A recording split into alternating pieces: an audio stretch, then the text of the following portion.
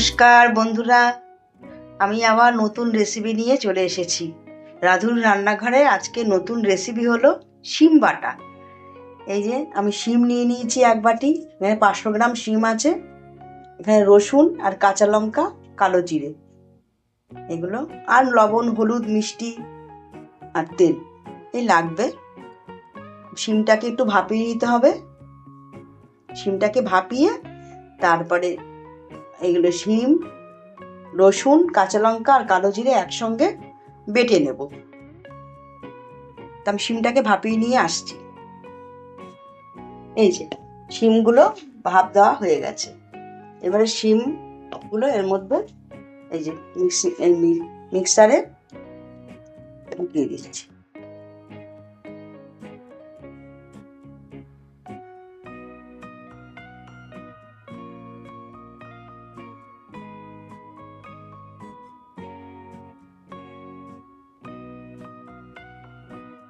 সবগুলো একবারেই দিয়ে দেবো, চেপে চেপে সব একবারে এর ভিতরে দিয়ে জলগুলো ঝরিয়ে নিয়েছিলাম ভাপ দিয়ে, বেশি না, হালকা করে ভাপ দিয়ে জলগুলো ঝরিয়ে নিয়েছি। এর সঙ্গে এই যে কাঁচা লঙ্কা আর রসুন দিয়ে দেবো।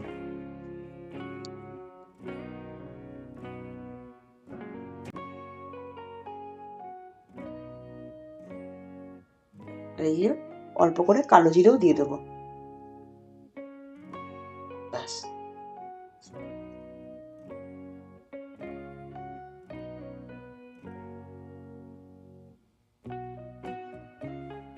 এবারে পেস্ট করে নিয়ে এই যে এটা পেস্ট করে নিয়ে এসেছি, একদম পেস্ট করা হয়ে গেছে। এবারে গ্যাসটা অন করে দেব।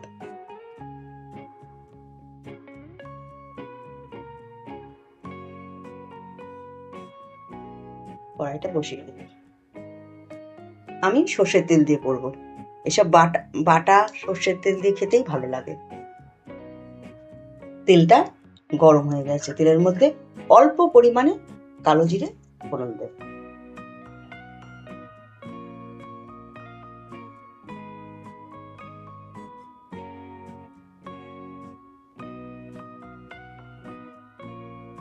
আর এই ছোট চামচে 1 চামচ তেলের মধ্যে নুন দিলাম, যাতে তেলটা না ছেটে। গ্যাসটা একটু কমিয়ে অল্প অল্প করে এই বাটাটা দিয়ে দেবো তেলের মধ্যে।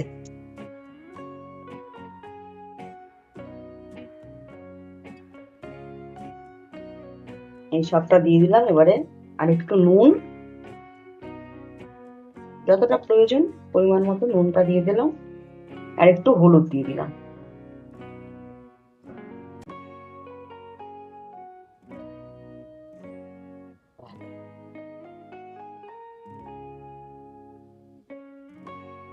আর অল্প এই ছোট চামচের, একদম ছোট চামচের 2 চামচ চিনি। ব্যাস, এখন শুধু নাড়তে হবে।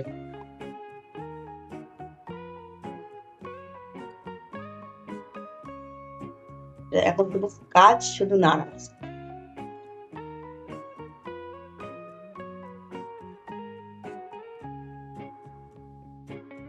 এবারে আঁচটা বাড়িয়ে দিতে পারেন।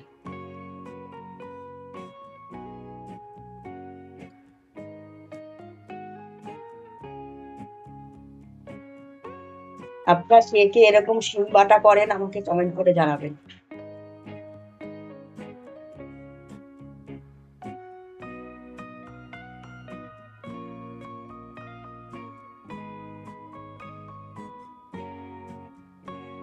এরকম শিম বাটা বানালে গরম গরম ভাত দিয়ে খুব ভালো লাগবে।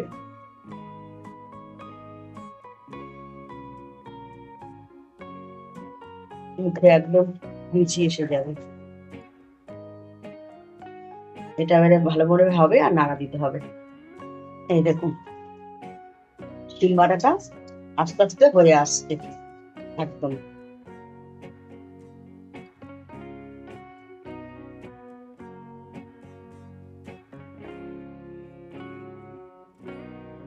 আর একটু হলেই হয়ে যাবে।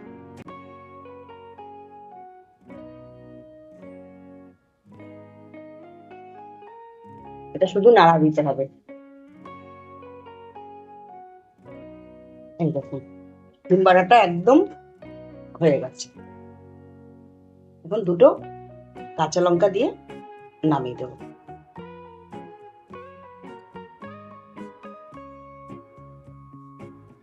এই যে গ্যাসটা অফ করে দিলাম। এটা বাটিতে তুলে দেখাচ্ছি। এই যে শিম বাটা একদম রেডি। এরকম শিম বাটা আপনারা কারা কারা বানান আমাকে কিন্তু জানাবেন কমেন্ট করে।